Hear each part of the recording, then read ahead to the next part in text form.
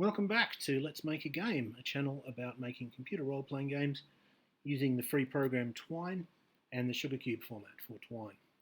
We've been talking about combat systems. I would like to continue that in this video, and I'd like to start to talk about systems for combat between groups. We have so far been doing combat between a single player character and a single enemy. In most games, you're going to want to have multiple enemies at some point. If you have combat at all, if you have a combat system at all, you're probably going to have multiple enemies at some points, and you may also have multiple player characters. So we need a system to handle that. For most cases where we're going to have a combat system at all, and changing from a individual system to a group system requires quite a lot of changes to variables, because what was an individual variable now has to become an array. It also required in my case, a change of layout. You might remember, if you've been following these videos, that I would have the player character is over here, and so the player character is on the left, and the enemy is on the right, and then the message, so like this, is in the middle. I found that if I wanted to have a reasonable number of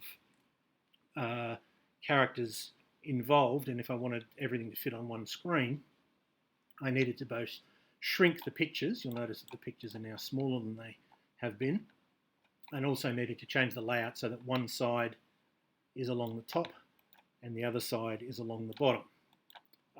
I have put the player characters on the bottom just because that seemed more instinctive to me.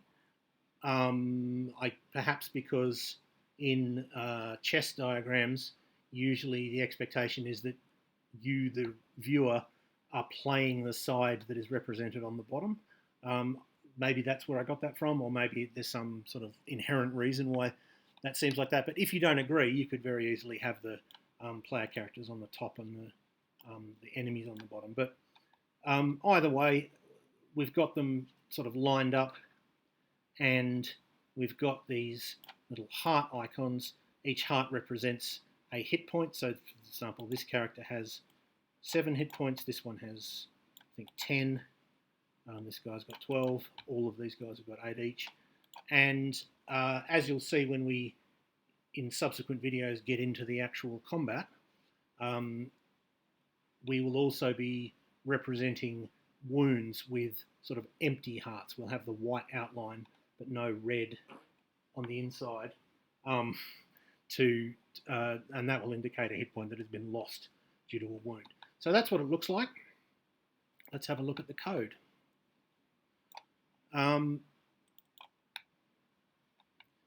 So you'll notice I've got a couple of pages that are sort of cut off from the main game. This little rocket icon indicates the starting one, and you notice that it never goes to here or here. That's because this is the code that deals with the actual combat, and at the moment we're only dealing with the initial setup, because there's quite a few changes. So, but I wanted to preserve the code, so I just left them there. So let's get into the bit we're going to look at today, which is initialize, display, and this new page hearts. So initialize is just setting up the variables. I'll just zoom in a bit. So I'll go through these quickly, as quickly as I can anyway. So $C and $E are new variables. $C representing the number of player characters, and $E representing the number of enemies, set to 4 for C and 6 for E. There are several variables which used to be one-dimensional arrays and are now two-dimensional arrays. So $A, which represents the armor class of a combatant, used to be something like this. These numbers won't be right, but it'd be something like that. And then slot 0 would represent the armor class of the player character, and slot 1 would represent the class of the enemy. Well, now we've got multiple combatants. It's easiest to arrange that as a two-dimensional array. where the first number represents which side they're on, 0 for the player characters and 1 for the enemies. And then the second number represents just their which sort of number they are on that side. So $A14 would be the fourth enemy, and $A02 would be the second player character. And we set that up by saying set A equals square bracket n square bracket, which just declares the variable. There isn't any single command that says, all right, turn this into a two-dimensional array. We have to individually set up each slot as an array, which is quite unwieldy, but that's how it is. So we go set $A square bracket 0 n square bracket equals, and then we have these numbers starting with null. I find it sort of counterintuitive to count from 0, so I usually like to count from 1. I've kept 0 as the player character side, but I'm starting from 1 and numbering the combatant. So that's why I've got that null there at the start. And then we've got 13, 10, 15, and 12, which is the armor class of the player characters, and I set the enemies to have the same, to have 12. So for example, this player character has an armor class. This player character, the little elf-looking guy, who is the third one, has an armor class of 15. And then the first one has an armor class of 13. These numbers don't represent anything. I haven't looked at the picture and tried to sort of work out what their armor class would be. I just picked numbers more or less at random. This is a new variable, which is a one-dimensional array. It's just the names of the player characters. We won't be dealing with that in this video, but we will be in subsequent ones. S is another one-dimensional array turned into a two-dimensional array, the same as A. S is the starting hit points. H is the current hit points. Now, what I could have done was done the same with H as I did with S, just set them up with the same numbers, but I decided to set up some code which goes through every value, every slot in S, and copies the value of it into H, which is a bit more sort of unwieldy and a bit more difficult to see what's going on, but it does mean that if I change it up here for S, it'll automatically change for H as well. So what we do is, as before, we sort of declare the variable. We say H0 is itself an array, H1 is itself an array. Then we have a for loop. For Z equals 0, Z is under or equal to C, which is the number of player characters. Z++, set H0Z equal to S0Z. And then we close off the for loop. And similarly, we do that for H1Z and S1Z. The only difference is it's for Z equals 0, Z is under or equal to E, which is the number of enemies, instead of C, the number of player characters. Then we have B, which is attack bonus. Again, a one-dimensional array turned into a two-dimensional array. D, the maximum damage, same thing. F, a flag which is set to 1 if the player has chosen to flee. M, which is a string, which is the message that will be printed. MO, which is the enemy's morale expressed as a percentage. MC, a flag that keeps track of whether the enemies have checked their morale yet. In other words, whether they've been reduced to the point where they might run away, and whether the computer has made that roll to determine that. Then we set $AT to either 0 or 1, and we set $DE to 1 minus AT, and AT is which side is attacking, and DE is which side is defending.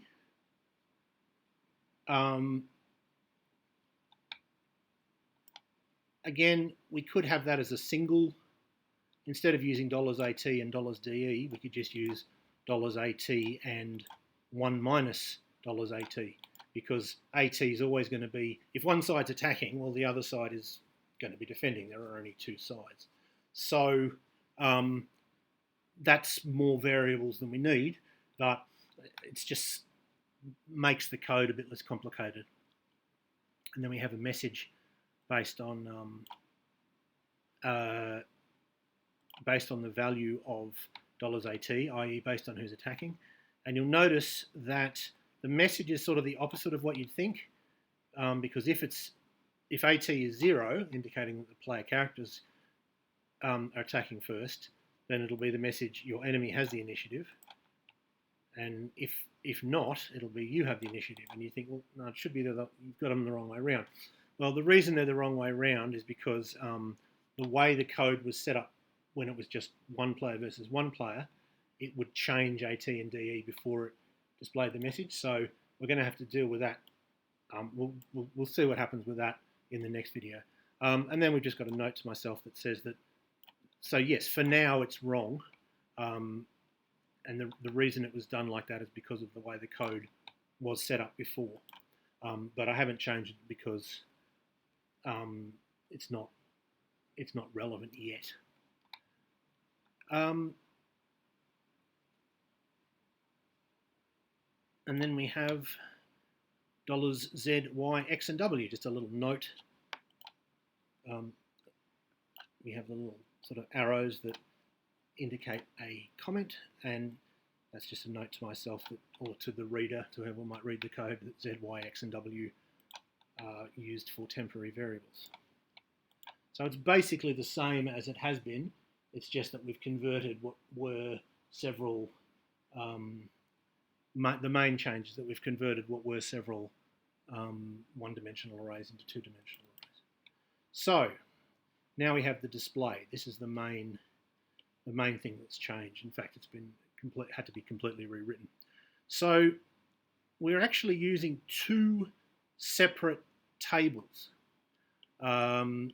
Table in this sense meaning a visual. Let's get back into the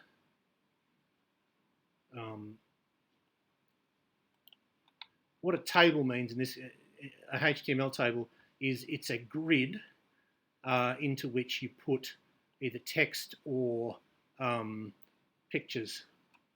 And we have two separate tables here. We have one table which is displaying the enemies, and one table which is displaying the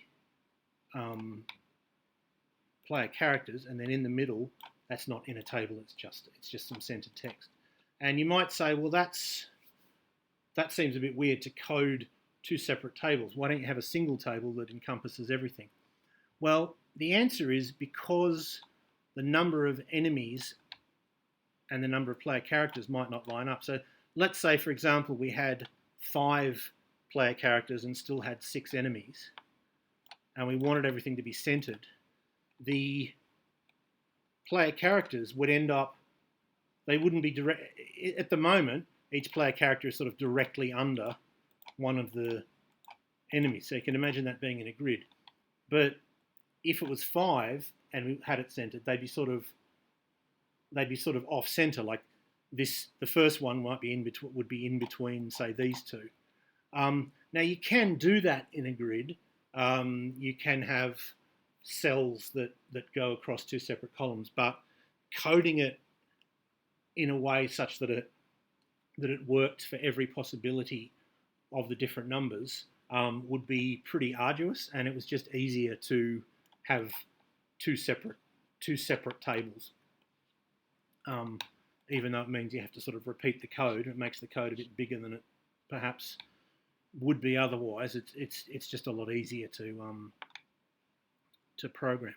So let's go through it. We have this HTML command for table. We can tell it's a HTML command because it's got a single less than and a single greater than, whereas if it's a command that's specific to Twine and Sugarcube, it has 2 of each. So we declare that there's a table. Actually, sorry, the first thing we do is we declare a div, which is a paragraph. I don't know what div stands for. division, perhaps. I'm not sure why they would use that name, but that is the term. Div just means start a new paragraph, and then I've got align equals quote center, C-E-N-T-E-R, end quote. The reason, what that does is it means that anything printed in this paragraph is going to be centered left to right, i.e. it's not going to be starting from the left side, which is the default for English language text, and it's not going to be pushed over to the right side, it's going to be placed in the center. And that means that the table will be centered. And if we look back at the page, we can see that that's exactly the case. The distance between here and here is about the same as the distance between here and here, and similarly we'll see that this table is also in a div which is centered. It measures to this line. It doesn't measure to the end of the screen. It's not centered in terms of that, but it is centered in terms of from here to here, or from here to here. So getting back into the code. So we have a table. We have a centered div. We have a table, and of course at the other end of the code we have slash table and slash div, which indicate the ends of those codes, and we've also indented everything to make it a bit easier to see. So there are two rows in this enemy array. The first one is the portraits, and the second one is the hearts, which is to do with the hit points. So the portraits, we say TR, which is the beginning of a row. We have a for loop, which goes from 1 to E, which is the number of enemies.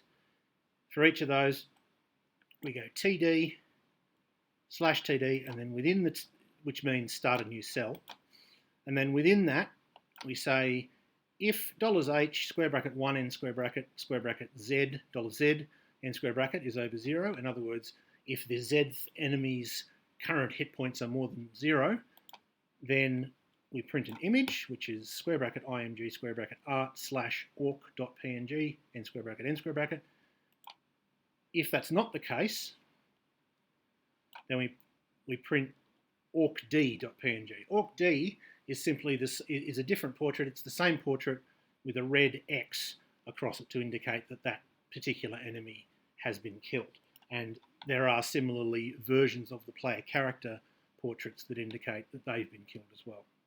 So print a portrait for each orc, and if they're dead, print the version with the X over it, which of course no one will be dead at the beginning.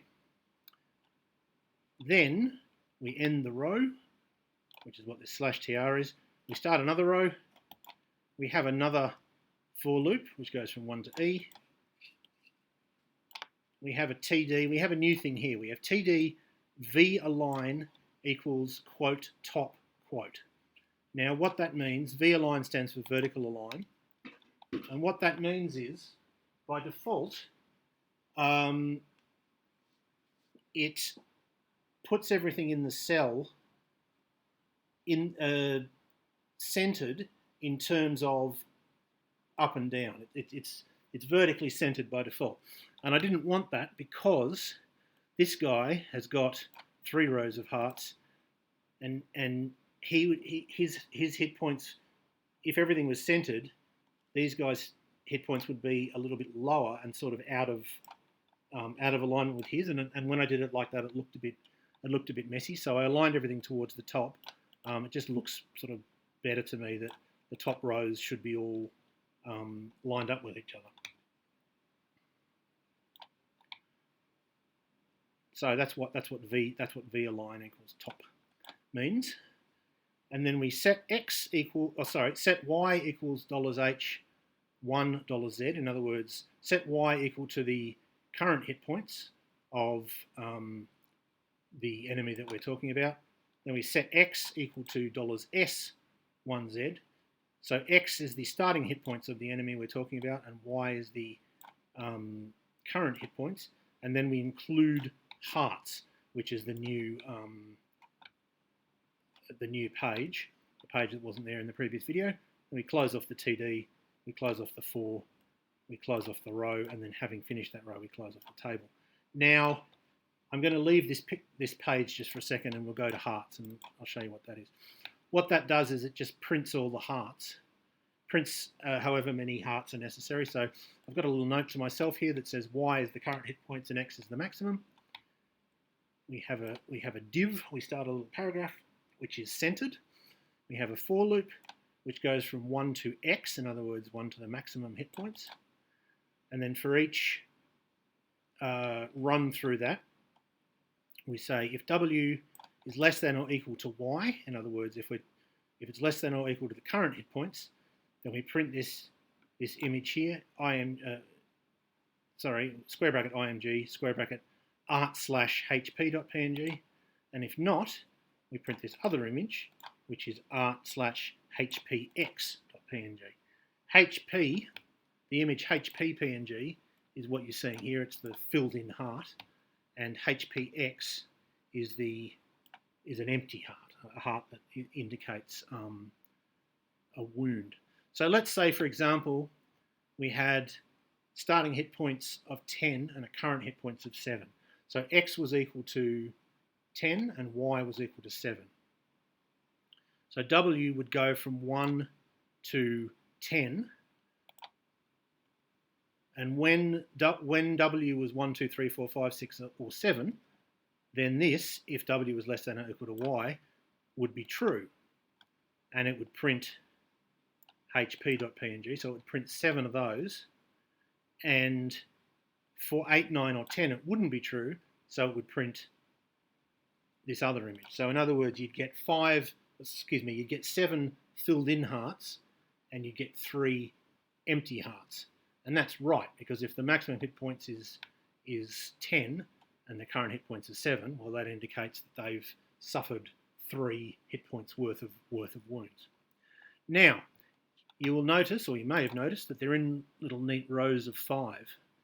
This is an entire cell. It's not that this is one cell and then this is another cell and this is a third cell. This is all a single cell, and we've just got BRs, those less than, BR, greater thans, to separate them into groups of 5 or less. And the next bit of code is how we do that. That's this. I don't think I've ever demonstrated this. I don't think I've ever used this before, or at least I don't think I've ever used it in a video. What this means, what $W %5 means, is the remainder when W is divided by 5. So for example, if $W was 10, now remember that $W is the sort of number of the heart that we're looking at. So if $W was 10, then $W %5 would indeed be equal to 0, because 10 divided by 5 is 2 with no remainder. If W was 1, then $W %5 would be equal to 1. And so this wouldn't be true. And so what the effect of this code here, if W %5 equals 0, then put in an enter or a return, which is what this less than, BR, greater than is. The effect of that is what you see here, that every fifth, or after every fifth heart, there's a carriage return. So we go 5, 5, an extra 2. For all these guys, 5 and 3, 5 and 2, and so on. And that prevents, if it didn't do that, it would try and print all 8, and so these guys would be quite far apart, and it would look a bit weird. And this guy would be sort of especially far apart because he's got 12 hit points. So to have them evenly spaced, we break them up like that, and it looks a little bit neater. And that is all we need to do to set up the initial code. Now, you notice that I haven't talked about this in this. I will just briefly. So I've talked about the we'll get out of hearts, go to display. So I've talked about this first this first table, which is all of this code. Then we print $M, which is the message. That's very simple. It's just div align equals center. So set up a paragraph and make a note that everything's to be horizontally centered. Print $M, which is either you've got the initiative or the other side's got the initiative. And then we have another lot of code, but this lot of code is basically the same. It's really just a mirror of the code that we've got for the enemies. The only difference is that we use C instead of E, because C is the number of player characters. The pictures that we print are, of course, different, and that's it's a little bit more complicated, the code, I suppose. We print square bracket img square bracket art / pc $Z, which might be, say, 2, so pc2.png n square bracket if they're alive, or we print very similar, except it's something like pc2d.png, which is the portrait with an X, a sort of red X over it to indicate that the character has died. The other difference, of course, is that instead of $H1Z and $S1Z, we use $H0Z and $S0Z, but we still use this same code for hearts, just because it was reasonably extensive and I didn't exactly want to type it twice, even though the rest of the code is sort of like it is basically the same code twice, but I did this just to slightly cut down on the amount of repetition. So that is how we set up our new display. I hope that was useful or interesting to at least some of you. I'll be delving deeper into group combat, getting into the actual combat, and I hope you will join me for that.